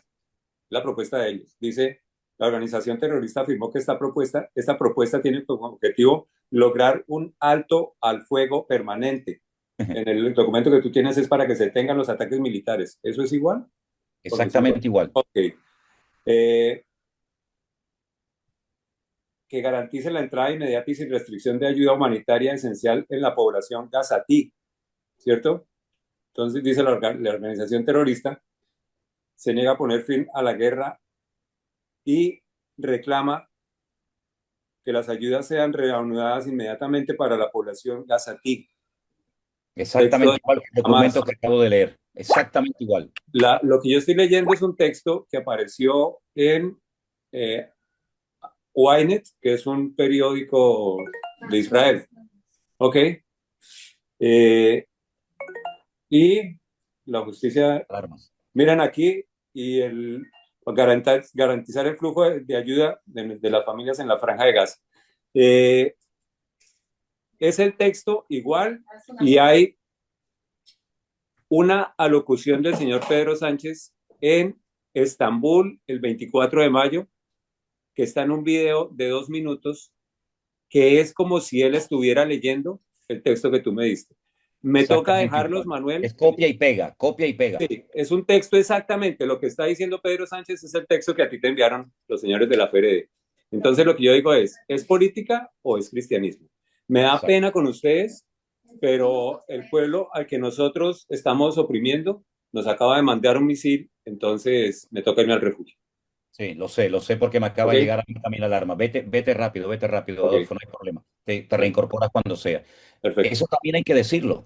Es decir, en este momento, nuestro hermano Adolfo, junto con su familia, tiene que salir a refugiarse a un refugio porque también la población civil de Israel de vez en cuando recibe ataques y ataques que pueden hacer muchísimo daño, pero que menos mal, Israel ha invertido millones y millones para proteger a su población, cosa que no ha hecho el gobierno de Gaza en estos últimos casi, creo que son 20 años que tienen bajo su control la franja de Gaza, sino que todos los miles y miles de millones los han invertido no para construir por arriba, sino para construir por abajo túneles y después incluso utilizan mezquitas, hospitales, colegios y habitaciones de familias de niños para lanzar sus cohetes contra población civil y esto es un delito de lesa humanidad, como dice, en fin, todo el mundo que lo sabe.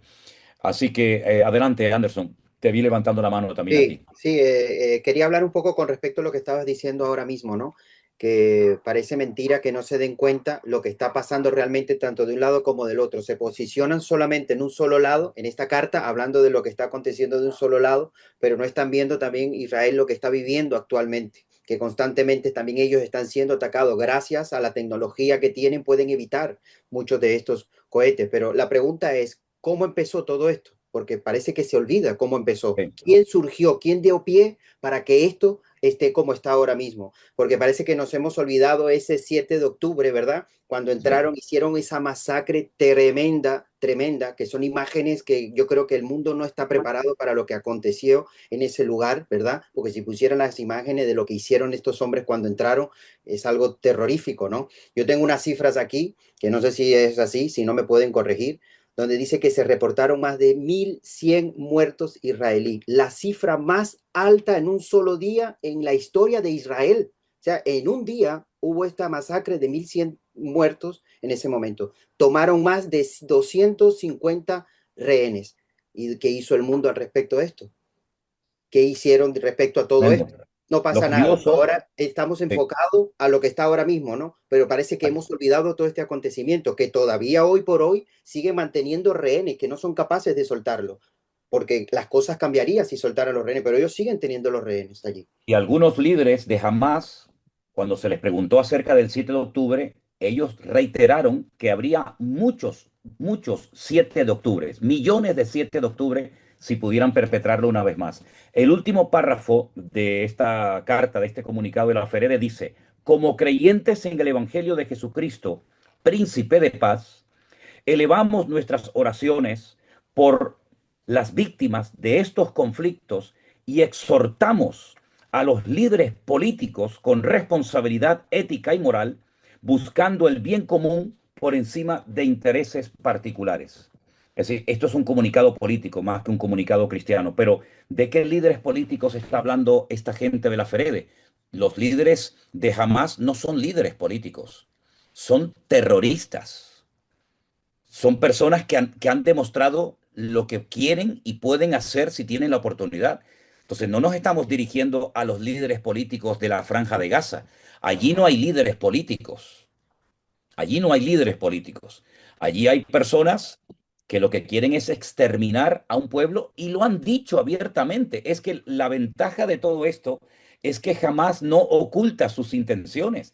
Hay una gran diferencia entre los nazis de la Segunda Guerra Mundial y, por ejemplo, este grupo llamado Hamas. Cuando los nazis se vieron ya prácticamente al final de su gobierno, de su mandato, ellos intentaron ocultar las pruebas, quemando documentos, quemando campos de concentración, ocultando las pruebas para que el mundo no supiera lo que allí había ocurrido durante esos años terribles de la Segunda Guerra Mundial. Sin embargo, cuando entraron estos salvajes, estas bestias, al terreno israelí el día 7 de octubre, lo grabaron en sus cámaras y se gozaban en publicarlo en las redes sociales y llamaban por teléfono, los teléfonos de las víctimas, y diciéndole a sus madres que estaban orgullosos y contentos de haber podido perpetrar y de haber sacado todo el odio que llevaban durante años dentro. Es decir, no han ocultado sus intenciones y las siguen diciendo, desde el río hasta el mar. Si quieren todo el territorio desde el río hasta el mar, la pregunta es, ¿qué hacemos con todos los judíos? Bueno, pues la respuesta es obvia: quitarlos de en medio, eliminarlos, para que haya un territorio 100% controlado por, entre comillas, los palestinos. Marcos, tú no has intervenido y quiero darte lugar, hermano. Adelante. Abre tu micro para que podamos escucharte, ¿sí? A ver, ¿ahora se me escucha? Tengo que decir que siguen mandando cohetes. Hay 11 notificaciones de lanzamiento de cohetes contra el Estado de Israel en este momento, en este preciso instante. Sí. Adelante, Marcos. Terrible, de verdad que terrible. Yo, desde luego que a mí este texto no me representa, esta carta no nos representa y me alegro de que podamos estar unidos en comunión y que estemos en una misma línea. Yo creo que aquí hay dos problemas que son básicos. El primero es que están mezclando la política con Jesucristo. Y esto me recuerda a cuando llega el Señor Jesucristo y le dijo al César lo que es de César y a Dios lo que es de Dios. El dinero, la cara, la moneda, estaba la imagen. Y yo creo que aquí es algo similar, porque cuando estás pagado por alguien, al fin y al cabo estás atado. O sea, y aquí esta representación que se está haciendo es una representación política mezclándolo con Jesús, con la iglesia de Jesús, y yo creo que la iglesia de Jesús tiene que estar financiada por Jesús. Él es la cabeza de la iglesia. Y a la hora de definirnos hay que tener mucho cuidado de parte de quién estamos. En este caso yo tengo claro de parte de quién estoy.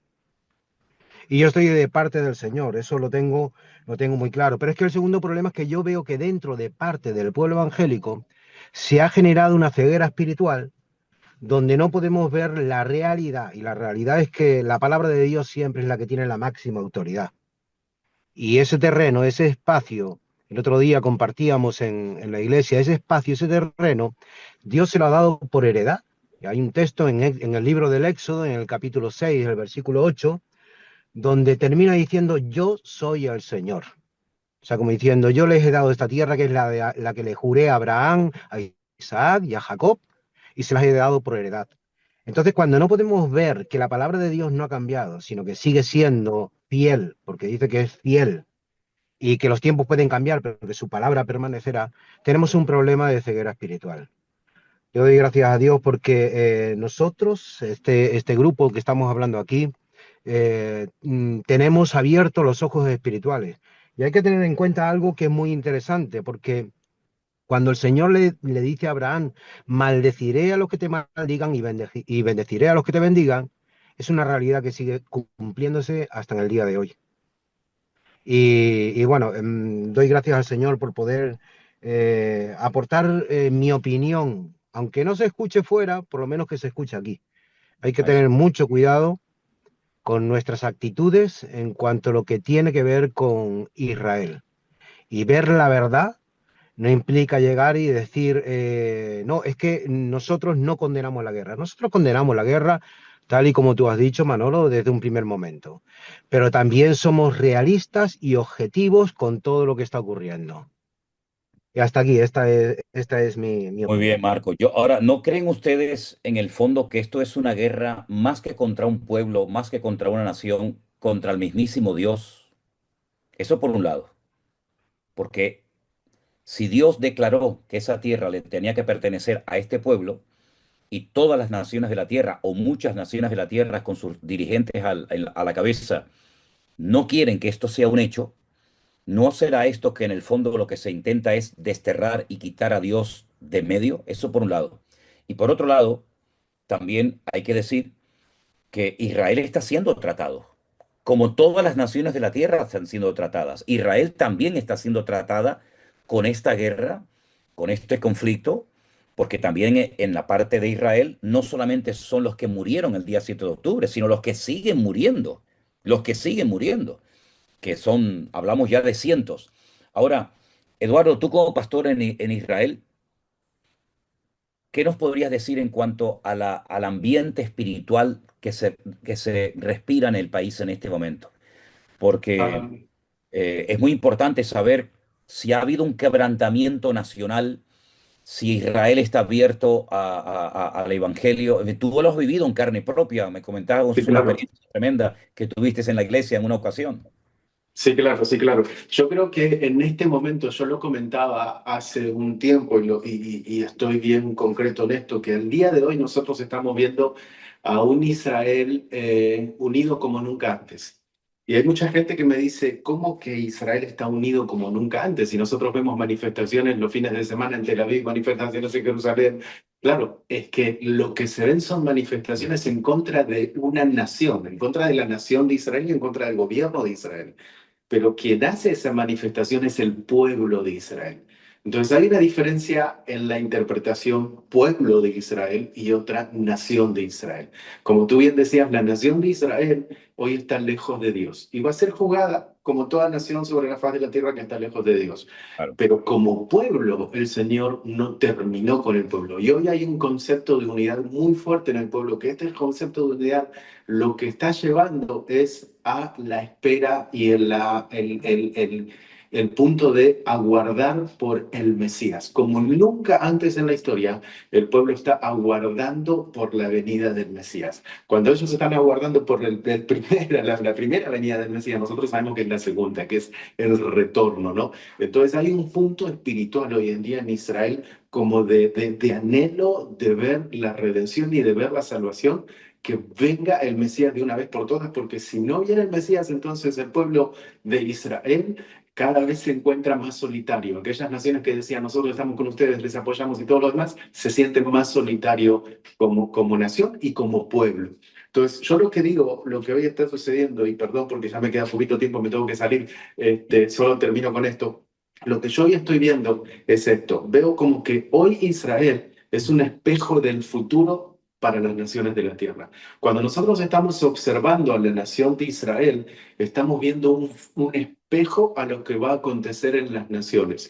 Cuando la iglesia que tiene la revelación no alcanza a interpretar a este espejo del ataque a Israel y justifica de alguna manera diciendo Israel deténgase, está permitiendo que el terrorismo avance, está permitiendo que el Islam tome posesión.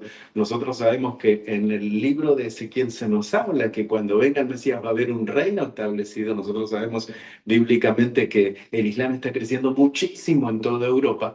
Entonces, si nosotros intentamos silenciar hoy a la única nación que está luchando contra ese espíritu, que está luchando contra todo este terrorismo, lamentablemente va a ser tarde cuando nos demos cuenta que ellos están dentro. Cuando fue la época del Holocausto, un pastor alemán, cuando ustedes van al Museo del Holocausto, se van a encontrar con un letrero, hay un pastor alemán y el letrero dice lo siguiente: cuando vinieron por los judíos yo no me preocupé porque no era judío. Cuando vinieron por XY no me preocupé porque yo no era XY. Cuando vinieron por mí no había quien me defienda. Entonces, creo, sin duda, que lo que hoy sucede con Israel es un espejo al futuro de las naciones de la tierra. Y cuando no alcanzan a interpretar el peligro espiritual de apoyar todo esto que parecería ser majo, que le llaman en España, no, pero si son bien majos, claro, pero en algún momento el chip se va a activar. Y cuando se active ese chip va a ser demasiado tarde porque ya no va a haber quien les defienda. Así que simplemente orar para que toda esta confusión haya revelación de parte de Dios para la comunidad y que podamos estar firmes y que el Señor nos ayude a mantenernos firmes. Yo les Amén. saludo, tengo que salir corriendo para la puerta, Vale, pero gracias por la Eduardo, oportunidad. muchísimas gracias. Gracias por tu esfuerzo. Sabemos que tienes que salir corriendo. Dios te bendiga. Buen viaje. Saludos a los hermanos de Israel y estamos en contacto. Un abrazo. Gracias, shalom. Shalom, shalom. Qué interesante esto de que Israel puede ser en este momento un espejo de lo que puede pasar en el resto de las naciones y sobre todo aquí en Europa. No sé si ustedes vieron la final de fútbol el otro día del PSG y del Inter de Milán, cuando terminó el partido, hubo unos ataques, hubo incendios, hubo un vandalismo en las calles de París, en las calles de Francia, terribles. Como también hubo una manifestación terrible de vandalismo y de quemas de autos y de cristales rotos, cuando estuve también en Bélgica, un partido entre Marruecos y los belgas.